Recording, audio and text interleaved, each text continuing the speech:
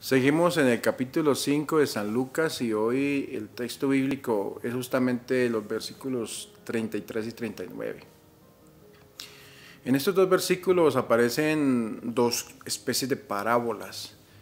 Una que puede hacernos interrogar si realmente es válido el ayuno, porque Jesús mismo dice, cuando le preguntan por qué sus discípulos no ayunan, Él dice que no necesitan ayunar. En otras palabras, les dice eso.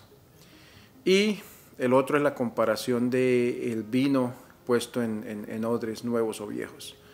También lo que llamaríamos nosotros nuestra región, es quizá una palabra muy usada en la región de Santander, en zurrones. Vamos a meditar justamente en estos dos textos, o en estos dos aspectos del texto de Lucas 5, 33, 39, el ayuno y el zurrón, los zurrones. Bienvenidos a Meditaciones Peregrinas.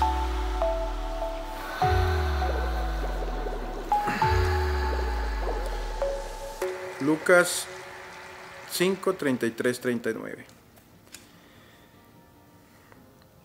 En aquel tiempo los fariseos y los escribas le preguntaron a Jesús, ¿por qué los discípulos de Juan ayunan con frecuencia y hacen oración, igual que los discípulos de los fariseos? Y los tuyos, en cambio, comen y beben. Jesús les contestó, ¿acaso pueden ustedes obligar a los invitados a una boda a que ayunen mientras el esposo está con ellos? Vendrá un día en que les quitarán al esposo. Entonces sí ayunarán. Les dijo también una parábola. Nadie rompe un vestido nuevo para remendar uno viejo, porque echa a perder el nuevo y al viejo no le queda el remiendo del nuevo. Nadie echa vino nuevo en odres viejos, porque el vino nuevo revienta los odres, y entonces el vino se tira y los odres se echan a perder. El vino nuevo hay que echarlo en odres nuevos. Así se conservan el vino y los odres. Y nadie, acabando de beber vino añejo, acepta uno nuevo, pues dice, el añejo es mejor. Palabra del Señor. Gloria a ti, Señor Jesús. Este capítulo 5 de San Lucas inicia con una de las controversias con los fariseos. Los fariseos comienzan a darse cuenta que los discípulos de Jesús actúan de una manera distinta y concretamente los comparan con los discípulos de Juan el Bautista. Y ellos entran primero que todo en unas preguntas. Los discípulos de Juan el Bautista ayunan y oran, pero los discípulos de ustedes no ayunan. Me da la impresión que al sacar del contexto la palabra oración es porque los discípulos de Jesús oraban, pero no ayunaban. Y entonces allí está el interrogante que le hacen los fariseos. ¿Por qué tus discípulos no ayunan? Era que el ayuno era parte de lo que los judíos hacían, ¿verdad? Los discípulos de Jesús no ayunaban según eso y al contrario eran comedores y bebedores, dirían ellos. Cosa que también dijeron en algún momento de Jesús, que van a decirlo justamente en el capítulo 7, versículo 33 y siguiente de este mismo evangelio de Lucas. Lo van a tildar de bebedor, ¿verdad? El punto del tema del ayuno hoy, al menos en el texto bíblico, no es como tal el ayuno. Al menos en el punto de vista de Jesús no es el ayuno.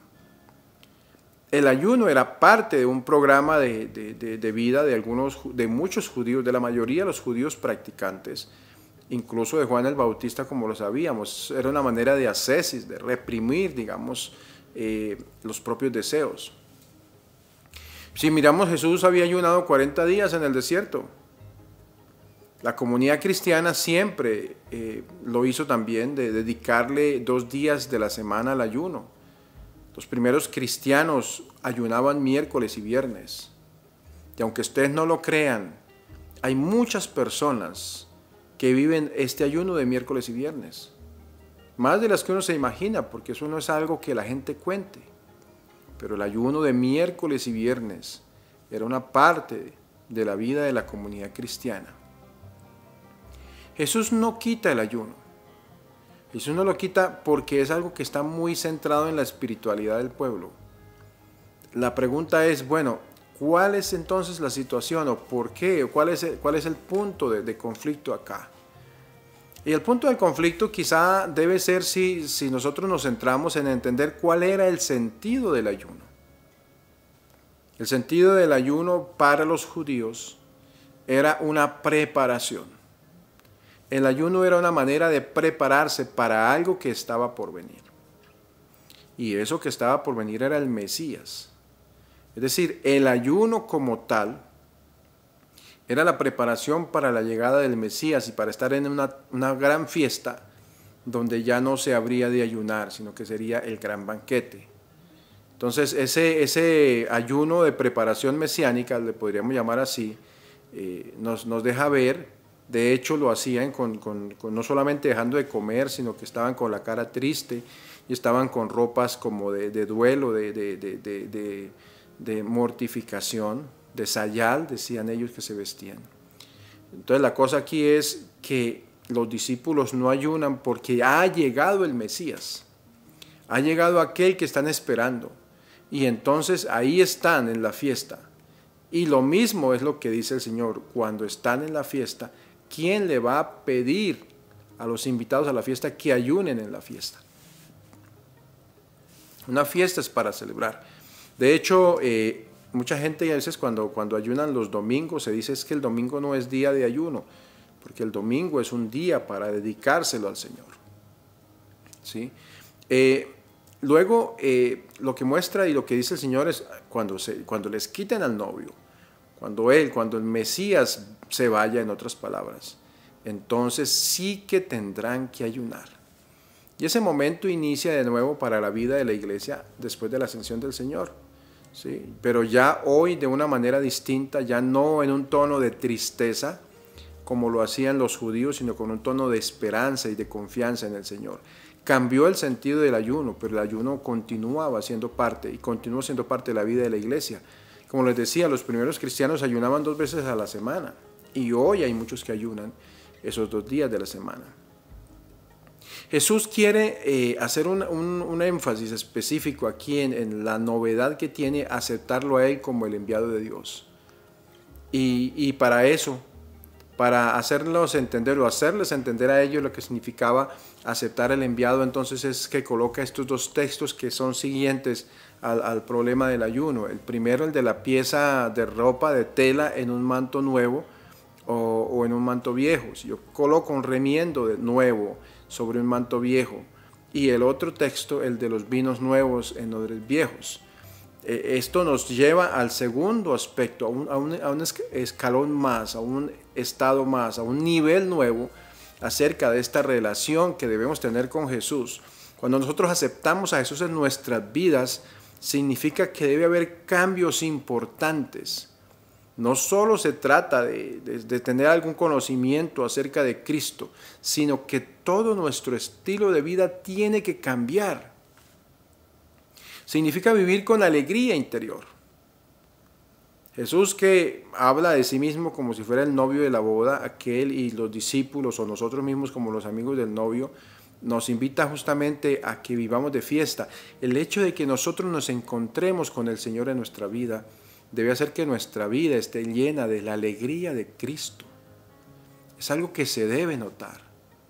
Y es una de las novedades fundamentales. La fe en Cristo no nos pide que hagamos pequeños cambios en nuestro vestir o en nuestro exterior. La verdadera novedad de Cristo debe hacernos nuevos completamente, interiormente.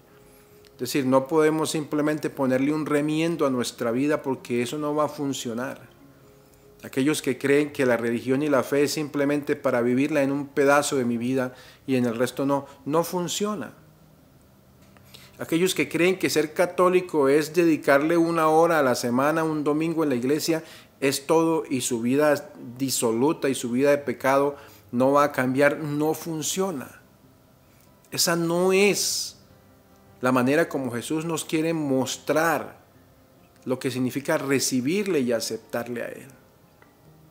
no son parches para la vida, no son cambios superficiales, no es un apéndice, no es un arete, no es una cosa que cuelga ahí, un colgante. Es mucho más allá que eso, la relación con Cristo. Los apóstoles desde el tiempo de Cristo pues tenían una formación, un conocimiento del Antiguo Testamento, más o menos, ¿sí? Pero les costó muchísimo entender lo que Jesús quería traerles.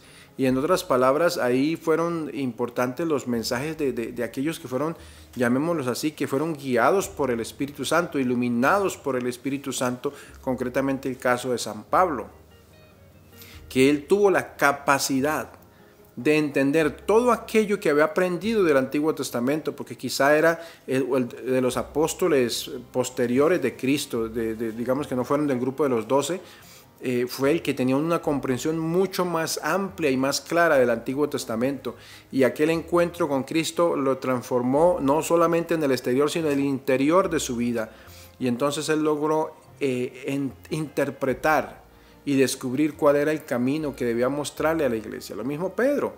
De una u otra manera el Espíritu Santo a cada uno a nuestra medida nos va mostrando cómo, cuándo y hasta dónde nuestra vida tiene que transformarse.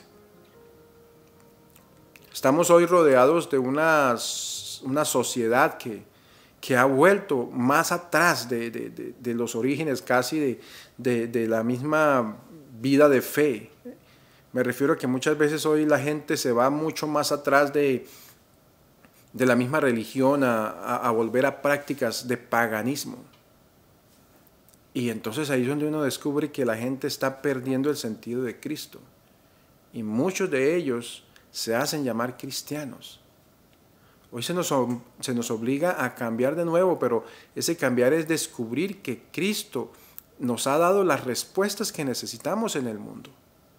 Respuestas reales y profundas, que el único plan que funciona en este mundo es el plan de Cristo, que los planes y proyectos de esos que se creen mesías del hoy, lo único que le han traído a la sociedad es ruina, dolor y miseria, esclavitud y muerte.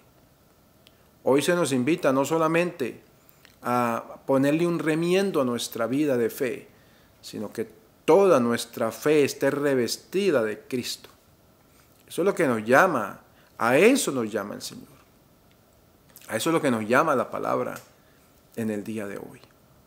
Apreciado pueblo de fe, dediquémosle un rato de esta jornada. Yo les invito de verdad a que descubramos nuevamente cuál es el llamado que Cristo hace a nuestra vida, qué quiere Cristo de nosotros, cómo podemos nosotros dejarnos guiar por el Señor, iluminar por su palabra. ¿Cómo podemos dejar que el Señor mismo nos dé la orientación que necesitamos en nuestra vida? Démosle a Él, al Dios de la vida y de la fe, aquel que nos fortalece, nos acompaña y nos alimenta, aquel que está hoy con nosotros, que sepamos aceptarlo completamente y no como un simple parche en nuestra vida. Señor, nos acompañe en esta jornada en el nombre del Padre, del Hijo y del Espíritu Santo. Amén. Feliz día.